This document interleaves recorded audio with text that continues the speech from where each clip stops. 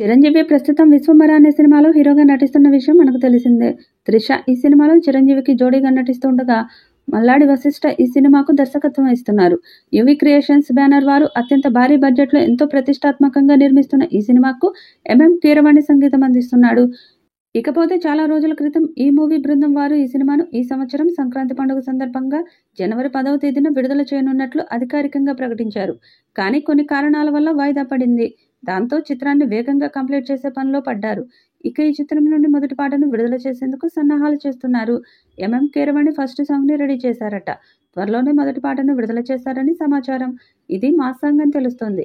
ఈ పాటలో చిరు డాన్స్‌తో అదరగొట్టినట్లు తెలుస్తోంది. త్వరలోనే మొదటి పాట అప్డేట్ రానుంది. ఈ సినిమాలు ఏ తేదీన విడుదల చేయబోతున్నారు అనే విషయంపై మాత్రం అధికారిక ప్రకటన విడుదల చేయలేదు. ఇకపోతే ఈ మూవీని 2025వ సంవత్సరం మే 9వ తేదీన విడుదల చేసే ఆలోచనలోనే ఈ మూవీ మేకర్స్ ఉన్నారు అని ఓ వార్త వైరల్ అవుతూ వస్తుంది.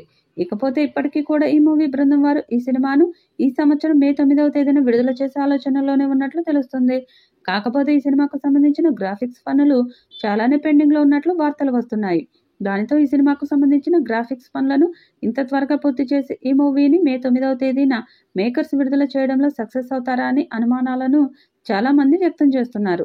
మరి ఈ సినిమా ఏ తేదీన విడుదలవుతుందో తెలియాలి అంటే మరికొంతకాలం వేచి చూడాల్సిందే. గ్రాఫిక్స్ వర్క్ మాత్రం ఎక్కడికక్కడ పెండింగ్ పడి ఉందట. ఇప్పటి వరకు షూటింగ్ పూర్తయినంత వరకు పోస్ట్ ప్రొడక్షన్ పూర్తి కాలేదట.